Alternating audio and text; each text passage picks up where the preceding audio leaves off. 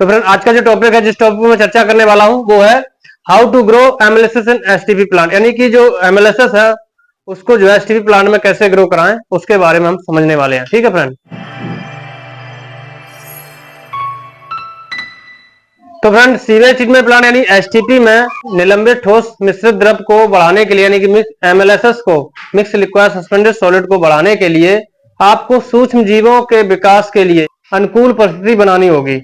तो friend STP के aeration tank में हमें एमएलएसएस को ग्रो कराने के लिए जो माइक्रोबियल ग्रोथ है यानी कि सूक्ष्म जीवों की ग्रोथ को बढ़ाने के लिए हमें जो है अनुकूल परिस्थिति बनानी होगी। उसके लिए क्या क्या करना पड़ेगा? अनुकूल परिस्थितियों का निर्माण करना पड़ेगा और कीचड़ का प्रबंधन करना पड़ेगा। यानी कि जो फ्रेंड हमारा एमएलएसएस है यानी कि एसटीपी प्लांट में जो एरेशन टैंक है उसमें जो एमएलएसएस है उसको ग्रो कराने के लिए हमें अनुकूल परिस्थितियों का निर्माण करना पड़ेगा। जैसे प्रॉपर एयर सर्कुलेशन बनाए रखना, यानी कि जो हमारा एरेशन टैंक है उसमें एयर ब्लोअर के थ्रू प्रॉपर एयर प्रोवाइड करना। ठीक है, एयर का सर्कुलेशन बनाए रखना। दूसरा है फ्रेंड एमएलएसएस को एक्टिव फॉर्म में रखने के लिए जो है उसका लेवल जो है मेंटेन रखना है, यानी कि जो हमारा एमएलएसएस का जो लेवल है या वॉल्यूम है उसको मेंटेन रखना होगा आपको। उसके लिए क्या क्या करना पड़ेगा? एक तो हमें एयर का सर्कुलेशन बनाए रखना है और जो वेस्टेज वाटर है यानी कि जो हमारा सीवेज वाटर है उसमें भी देखना है कि जो ऑर्गेनिक कंटेंट है जो प्रचुर मात्रा में उसमें मौजूद रहे, जिससे वो खा करके अपने जीवन को सर्वाइव कर सके। ठीक है, इसके बावजूद भी अगर हमारा एमएलएसएस ग्रो नहीं कर रहा है तो उसमें हमें ताजा गोबर है उसका घोल बना के डालना या यूरिया डीएपी गुड़ का मिक्सर बना के डालना, इन सभी से जो है हमारा एमएलएसएस जो है ग्रो करता है, या एमएलएसएस बूस्टर को डालना। ठीक है, जिससे एमएलएसएस ग्रो करता है। इस तरीके से हमें एमएलएसएस को ग्रो कराना। तो फ्रेंड एमएलएसएस को ग्रो कैसे करना है इसके बारे में हम डिटेल से समझने वाले हैं। चलिए फ्रेंड डिटेल से समझते हैं। तो इसका पहला पॉइंट है friend understanding एमएलएसएस and its importance, यानी कि एमएलएसएस और इसके महत्व को समझना। एमएलएसएस और इसके महत्व को समझना। तो फ्रेंड जो हमारा एमएलएसएस होता है वो एसटीपी प्लांट के एरेशन टैंक में जो हमारे निलंबित ठोस पदार्थ होते हैं उसकी सांद्रता को दर्शाता है।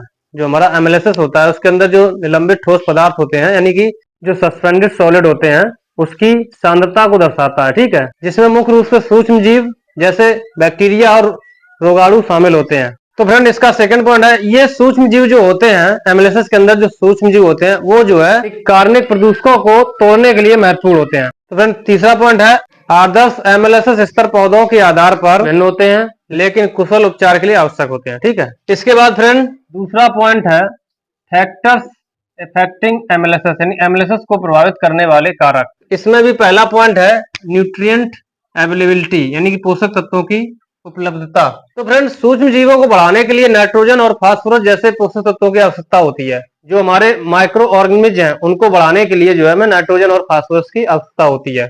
तो ये आपको सुनिश्चित करना है कि ये पर्याप्त मात्रा में ये एरेशन टैंक में मौजूद होने चाहिए। ठीक है, कौन से?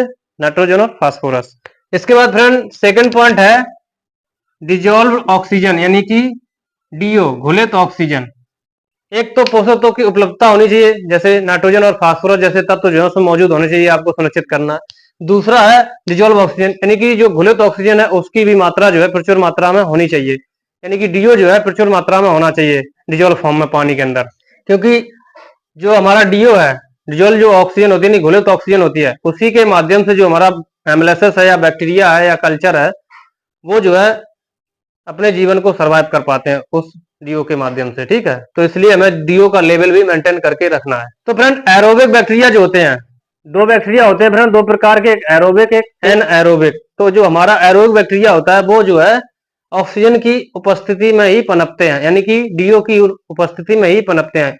एनएरोबिक होते हैं वो ऑक्सीजन की अनुपस्थिति में पनपते हैं। ठीक है, तो फिर हमारे एरोबिक बैक्टीरिया को पनपने के लिए ऑक्सीजन की आवश्यकता होती है और उनकी गतिविधि को समर्थन देने के लिए पर्याप्त जो है वायु संचार बनाए रखें। इसके बाद फ्रेंड तीसरा है food to micro organism ratio, यानी कि एफएम रेशियो जिसे हम बोलते हैं, शॉर्ट में एफएम रेशियो बोलते हैं। एफएम रेशियो का फुल फॉर्म है food to micro organism ratio, यानी कि भोजन से सूक्ष्म जीव अनुपात।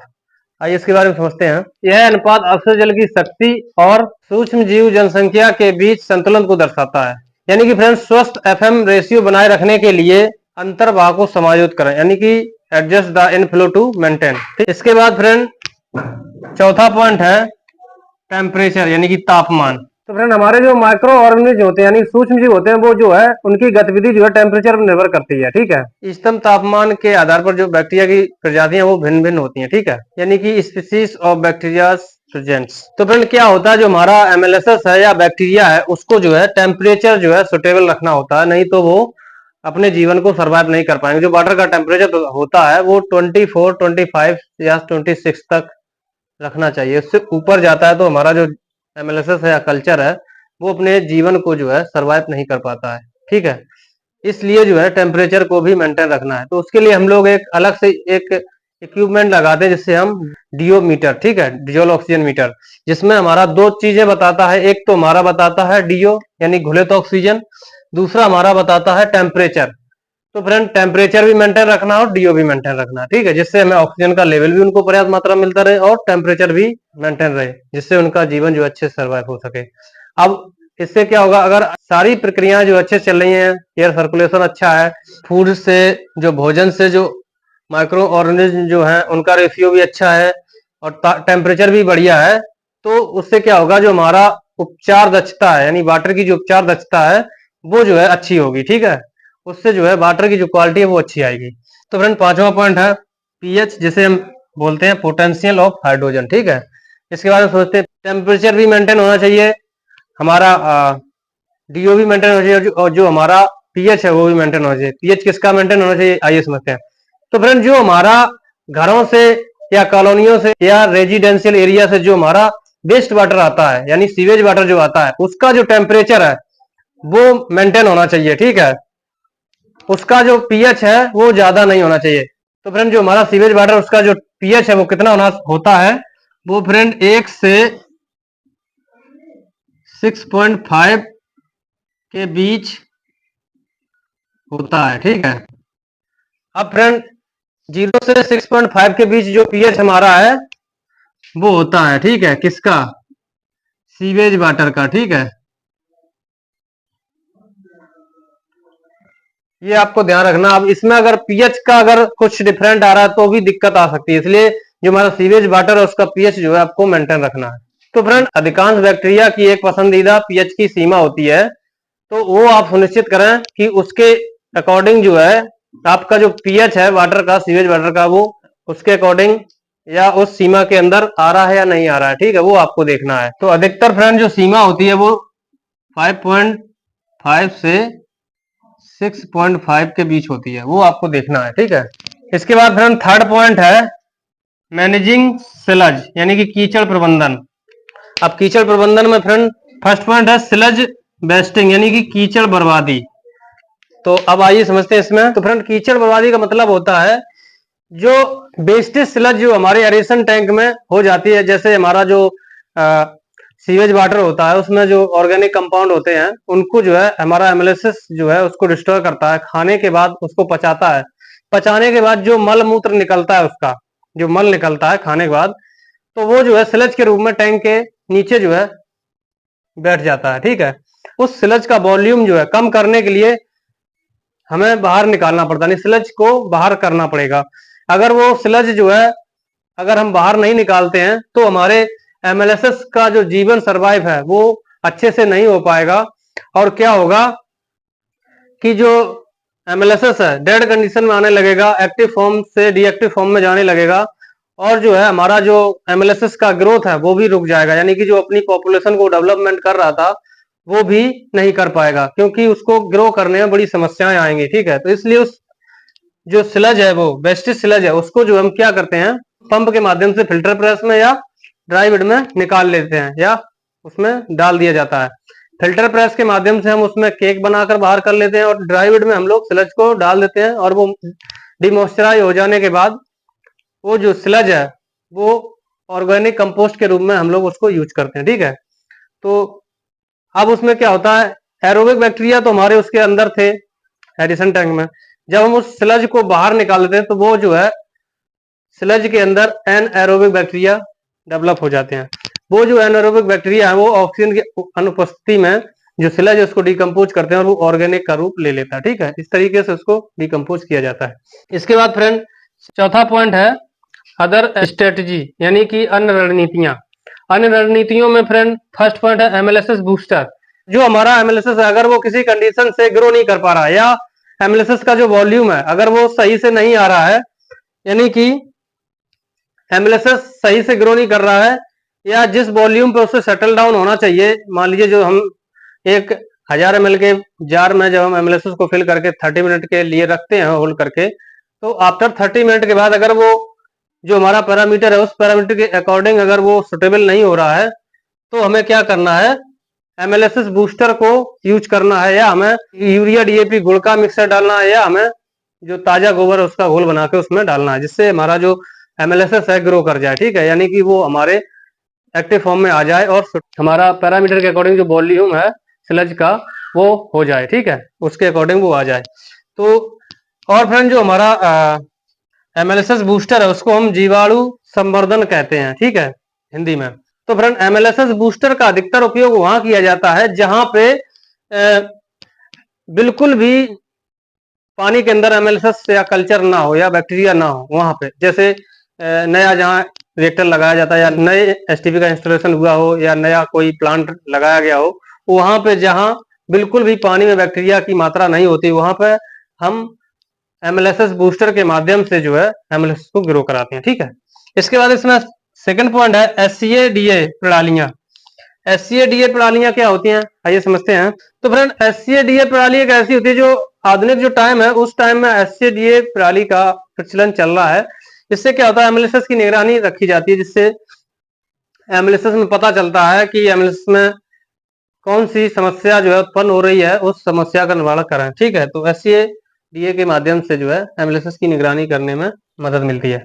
इसके बाद फ्रेंड 5 पॉइंट है टर्बुलेंस फुटिंग लो एमएलएसएस, यानी कम एमएलएसएस का समस्या निवारण। ठीक है, तो कम एमएलएसएस है उसकी समस्या का निवारण कैसे करें, आइए समझते हैं। तो इसमें पहला पॉइंट है चेक इक्विपमेंट, यानी उपकरण की जांच करें। अगर हमारा एमएलएसएस जो है कम हो गया है और लेवल जो है बढ़ नहीं रहा है, यानी कि वो एक्टिव फॉर्म में नहीं है, अपनी पॉपुलेशन को डेवलप नहीं कर रहे हैं, तो क्या करें, हमें सारे इक्विपमेंट को चेक करना है, यानी सारी प्रणाली को चेक करना है।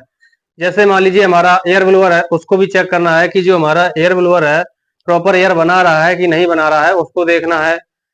या फिर जो हमारे ये एरेशन टैंक में जो एयर डिफ्यूजर लगे उनको भी देखना है, जो हमारे एयर डिफ्यूजर है वो प्रॉपर एयर निकाल रहे हैं कि नहीं निकाल रहे हैं, कहीं चॉकिंग तो नहीं हो गए हैं। और पूरी जो एयर लाइन है उसको भी चेक करना है, कहीं चॉकिंग तो नहीं है। ठीक है, ये सारी प्रणाली को चेक करना है, यानी कि जो एमएलएसएस का ग्रोथ नहीं हो रहा उस पर जो है थोड़ी मदद मिल सकती है। दूसरा पॉइंट है मॉनिटरिंग इफ्लुएंट, यानी कि जो हमारा सीवेज वाटर यानी इफ्लुएंट वाटर है उसकी जो है कंटिन्यू मॉनिटरिंग करें। तो फ्रेंड मॉनिटरिंग कैसे करें, जो हमारे पानी के अंदर ऑर्गेनिक कंपाउंड है या कार्बनिक पदार्थ हैं या ऑर्गेनिक मैटर है, वो जो है आपको चेक करना है कि पानी के अंदर जो है प्रचुर मात्रा में आ रहे हैं या नहीं आ रहे। और फिर ये देखना है पानी के अंदर कोई विषाक्त केमिकल तो नहीं आ रहा है, यानी कि ऐसा कोई केमिकल जिससे जो हमारा एमएलएसएस है या कल्चर या बैक्टीरिया है उसको जो है अपने जीवन सर्वाइव करने में थोड़ी कठिनाई पैदा हो रही है, या उसको अपना जीवन सर्वाइव करने में दिक्कत आ रही है। ठीक है, तो वैसे केमिकल को जो है उसमें से देखना पड़ेगा और उसको हटाना पड़ेगा। तो ये चीज आपको देखनी है कि इफ्लुएंट जो है हमारा सही है या नहीं, उसमें कोई विषाक्त केमिकल तो नहीं आ रहा है। तीसरा पॉइंट है आरएएस या डब्ल्यूएस समायोजित करें। तो फ्रेंड इसमें क्या होता है, आरएएस का मतलब रिटर्न एक्टिवेटेड स्लज और डब्ल्यूएस का मतलब वेस्ट एक्टिवेटेड स्लज। तो फ्रेंड अधिक शक्तिशाली बायोमास या अधिक बायोमास को बनाए रखने के लिए, या जो हमारा एमएलएसएस का वॉल्यूम है उसको सुटेबल बनाए रखने के लिए आरएएस और डब्ल्यूएस जो है समायोजित करना पड़ेगा, यानी कि रिटर्न एक्टिवेटेड स्लज और वेस्ट एक्टिवेटेड स्लज की जो दर है उनको जो है नियंत्रण रखना पड़ेगा, या उनको जो है एमएलएसएस के अनुकूल बनाना होगा। कैसे बनाना होगा, जैसे टैंक के अंदर जो भी वेस्टेज स्लज है वो रहती है तो उसको जो है हमें तुरंत बाहर निकालना है। और रिटर्न एक्टिवेटेड स्लज को क्या करना है, जैसे हमारा प्री एरिएशन टैंक से पानी जो है रिएक्टर में गया, रिएक्टर ने क्या किया, एमएलएसएस से पानी को बाहर निकाल दिया। ठीक है, रिएक्टर का काम होता है एमएलएसएस के अंदर से पानी को बाहर निकालना और एमएलएसएस को अलग करना। ठीक है, यानी कि एमएलएसएस से पानी को अलग करना। तो जब पानी अलग कर लिया जाता है, जो एमएलएसएस बचता है उसको क्या है, रिटर्न जो है एरिएशन टैंक में लाना है। ठीक है, तो ये आपको ध्यान रखना है, रिटर्न भी करना है और वेस्ट स्लज को बाहर भी निकालना है। तो ये क्रिया जब रहेगी तो जिससे क्या है, हमारा एमएलएसएस का जो लेवल है वो मेंटेन रहेगा, यानी कि अच्छे से एमएलएसएस ग्रो भी करेगा और एमएलएसएस का लेवल भी मेंटेन रहेगा। ठीक है, इस तरीके से हम लोग एमएलएसएस को ग्रो कर सकते हैं ये सारी प्रक्रियाओं के द्वारा।